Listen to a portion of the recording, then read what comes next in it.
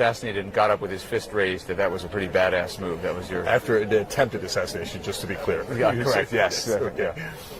Yeah, no, definitely. Like, I don't know why everyone, as that's part of the Democratic Party machine, feels that it's their duty to lie in every instance. But can you just give a shout out to a guy who just got hit with a bullet? And Trump's been shot. When he got up, he was bleeding from the ear, but he seemed perfectly fine. He's not dead.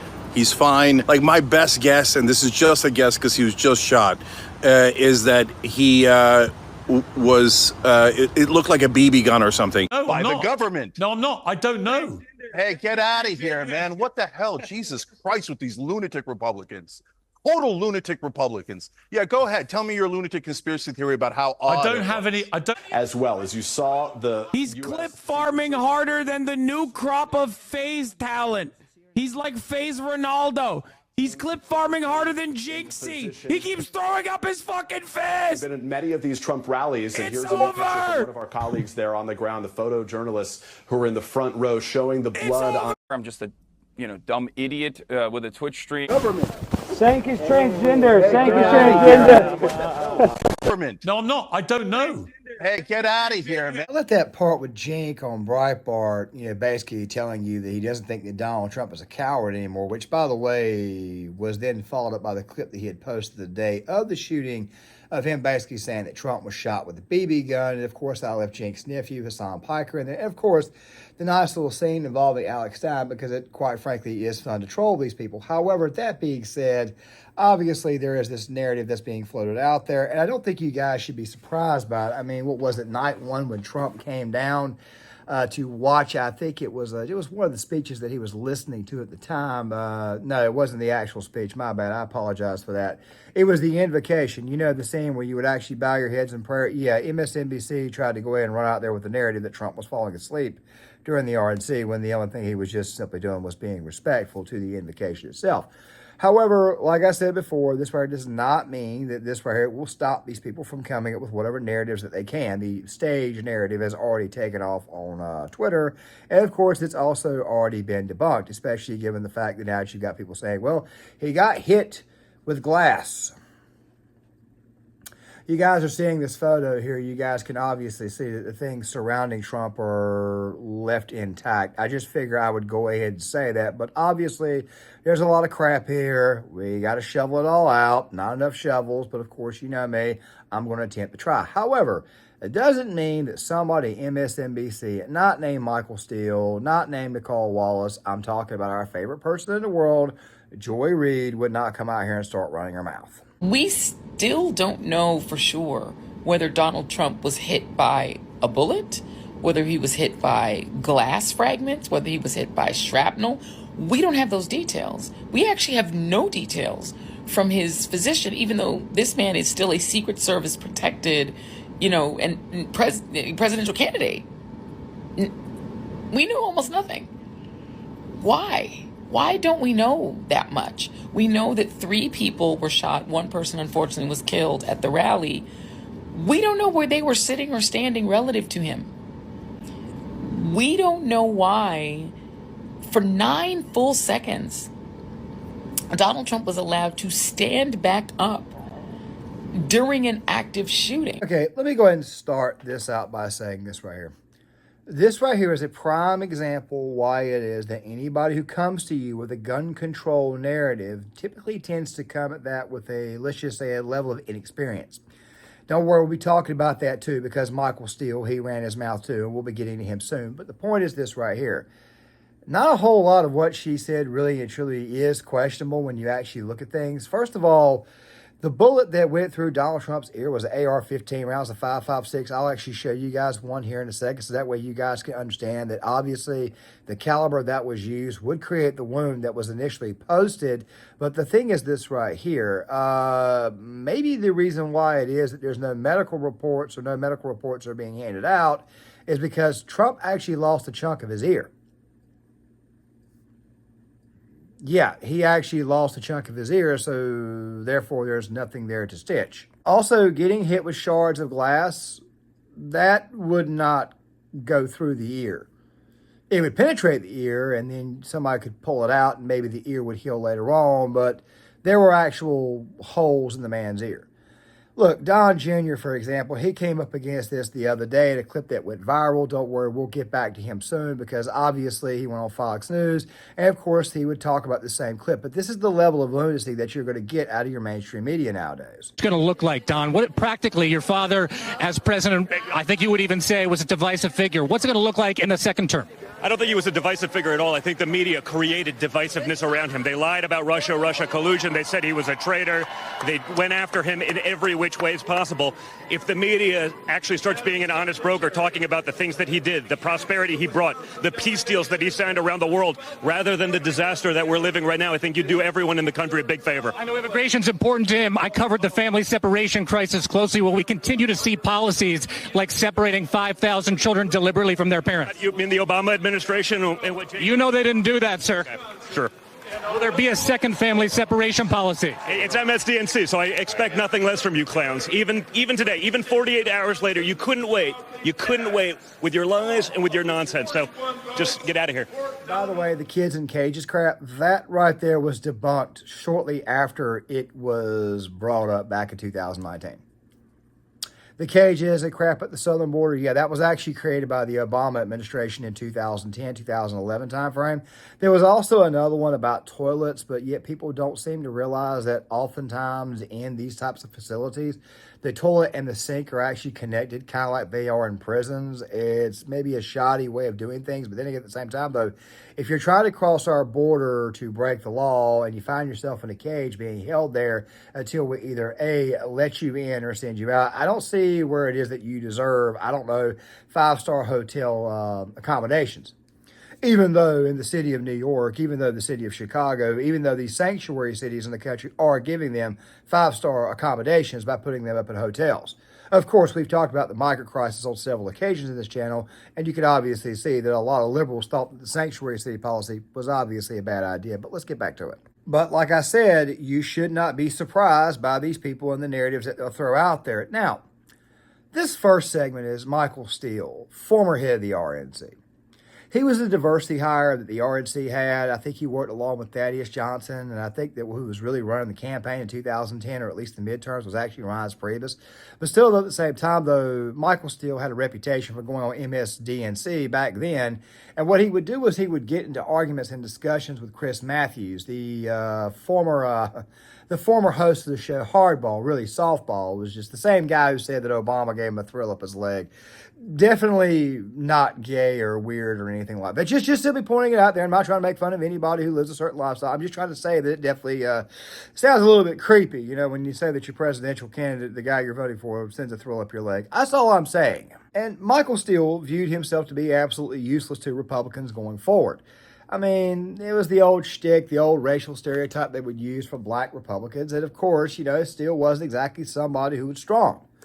He would, quite frankly, go up there and just bend over and take it. That right there is basically what the hell he was there for. And as you guys can obviously see if you still watch MSNBC, which I'm pretty sure nobody in my audience does, I'm pretty sure you guys could probably figure out that Michael Steele hasn't really changed from being the guy that just bends over and takes it.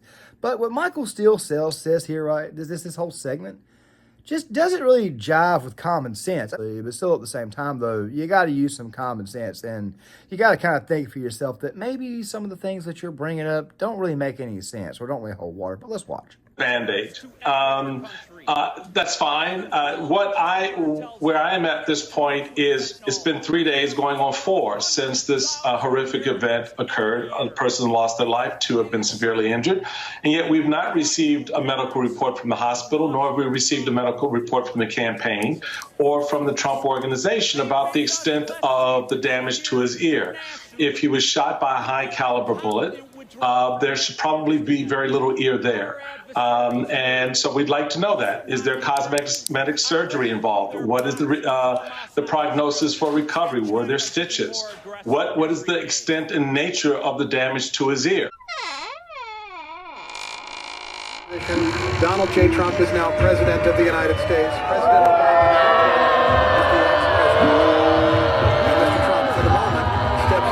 Hey, let me go ahead and say this really quick. So the former president's medical records are his medical records. Right now, the current president of the United States apparently tested positive for like I almost said positive, but he tested positive for COVID for like the 15th time. He's had like 5 or 6 boosters. Either way, though, the medical records are private. You would have to go through all kinds of clearance to get this. And as I mentioned before, the word is that Trump, the ear itself, or at least the top part of the ear itself, was blown off. Something else, too, about the caliber of weapon, because a lot of people were running their mouth about this. And I decided to include the Jinx saying it was a BB gun because obviously he didn't know what the hell he was talking about. And don't worry, this right here will be coming up in Friday's video about what happens to the left afterwards. So, yes, some of these clips are going to be recycled through the week because obviously it's kind of an update this week. And this issue is going to be trending for a while, but still very obviously important. The caliber of round that was used. You mean this round here? That's I'm saying, I mean, I don't know what YouTube's rules are now on bullets, but I'm just going to go ahead and just kind of throw this out. This right here is the kind of round that would be used, or the round that would be used in the AR-15 that Mr. Crooks used. It's a 5.56 or a 223. It's basically the same exact round. This right here is the projectile. It's not a big projectile, unlike, say, something like a 308, which is about twice the size as this one, or a 30-06, which is just a little bit bigger, or even a 270 is a little bit smaller, or a 300 Win Mag's a little bit fatter, or a 7.62 by 3.9, which is what AK-47 is, a little bit fatter. This right here is actually perfect for the type of wound that Trump received. It would basically zip right through him is basically what it would do, and of course it tumbles. Given the fact there's an entrance and an exit wound, or it would have actually cut through, it's likely that they probably had to remove a part of his ear, or else it just wouldn't look right, and we all know how Trump is. I mean, hell, the first thing that Trump said after he went down was, "Let me get my shoes." And you wonder why rappers love the guy, but let's continue. Was it caused by a bullet, as opposed to, as some reports from those on the scene, other reporters, saying that it was actually shards of glass from the teleprompter itself, not the bullet? So there are a lot of questions around that. Donald J. Trump is now president of the United States. President Obama.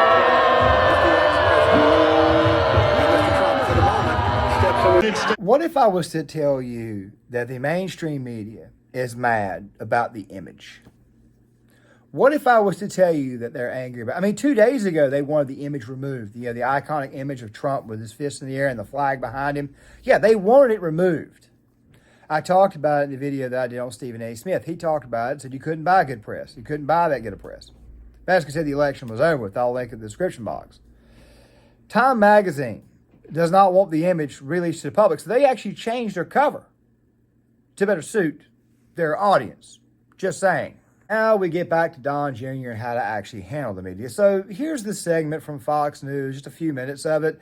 I'm obviously going to put breaks in it, interrupt, and obviously give you guys my commentary. But I just want you guys to know that at this point in time, there's nothing that the mainstream media won't do. I mean, it's almost like the book of Ecclesiastes. I mean, what was it? King Solomon said that nothing new under the sun shall be done again. I don't know the actual quotes. Somebody, if you know the Bible better than me, you're allowed to rip me up in the comment section. I'm not going to get mad with you or anything, but basically what we're trying to say is that there's nothing new under the sun. Whatever the hell has been done is going to be done again. But the teleprompter, not a bullet. He wasn't shot in the face enough for them. It wasn't enough. He did more face. That's the point. They can't help themselves. The Trump derangement syndrome is real. It's so asinine that they could say that. I mean, you see the photograph at the time. There's blood everywhere. You see the bullets whizzing by his ear. That was an incredible photo as well. But I don't think any of that matters, honestly. They did the same thing to me when I was on the floor. Eric and I were there. We were going to throw my father over the delegate count. It's a huge moment for our family. And 30 seconds before that, some MSNBC, did your father... Hold on. We've got the soundbite. Oh, good. Okay, now before I play the other minute and 20 some odd seconds to round out the rest of this segment, I want to go ahead and say this real quick. If you saw the previous video, then you know that last night the Secret Service was rolled up on at the RNC, or at least the chair, Kimberly Cheadle. She was rolled up on by Marsha Blackburn, the GOP. I provided some of that in the previous video, and obviously you guys can see some of it here in the B-roll footage too. It shouldn't surprise anybody at this moment in time that people have got to cover their ass. Now, Of course, I talked a little bit before on why it is that people would automatically get their conspiracy hats on immediately about what happened, and I explained in that video that it was more than likely, or at least I tried to lead you guys on to at least give you what I thought without actually coming out and actually saying it because of YouTube's community guidelines and standards, that for the time being, I'm going to go with Occam's razor, meaning the simplest explanation is probably the best explanation, which is we have a Secret Service with a lot of DEI hires, and of course, we've also got a DEI head of the Secret Service whose previous job was providing security for PepsiCo. Not exactly somebody qualified to handle something of this magnitude. 5'3", 5'4", and frumpy does not need to be protecting 6'2", 6'3". As a matter of fact, it doesn't need to be protecting the President of the United States anyways. Maybe you can do mall security or whatnot, but even I would advise against that. Your body's probably not designed to pull security. I'm just simply saying, all right, we can have that argument about who's stronger, who's naturally stronger or whatnot. We could have that argument in the description box. I may even do a video on this. But still, though, the point is this here. These types of people of that size should not be protecting the president. The president needs to be protected by actual people who can actually protect him. I also showed you guys that video, once again, the actual footage of the girls not being able to holster pistols properly. I mean, it sounds to me like it's pretty obvious that what happened was that the Secret Service detail, which, by the way, we found out had been one that was put in to replace another one, and that they had prior knowledge of the shooter an hour or so before the event, hell, even 10 minutes before the event, they actually saw him in sniper's position. They didn't do anything about it. So, obviously, there's a lot of questions to be asked. I think what simply happened was that it was allowed to occur. I have to say it that way because of the algorithm. Just figured I'd point that out before we go any further. But, of course, this is the mainstream media. You should not be surprised by the way they're acting. I think he did spend a lot of time changing up the message of what it's been. He's been under constant attack, but it's a different time in America. A lot's happened in 48 hours. Don, what is that change going to look like, Don? What practically, your father as president, I think you would even say, was a divisive figure. What's it going to look like in the second term? I don't think he was a divisive figure at all. I think the media created divisiveness around him. They lied about Russia collusion. They said he was a traitor. As you were saying. Yeah, that wasn't the part. The part when he came out here and he said this here. He said, oh, will there be another child separation policy? You separated 8,000 before. Yeah. And, well, he talked about cages. And I'm like, this 30 seconds before this, 48 hours after my father was shot. I go, you mean the Obama cages? Right. And he goes, that wasn't true. I go, but it is true. It's 100% true. He's been fact-checked since. Honestly, you're a clown. Yeah. Just go away. Go away. Why am I even wasting my time? Because 48 hours ago, my father was shot in the head, and they can't stop.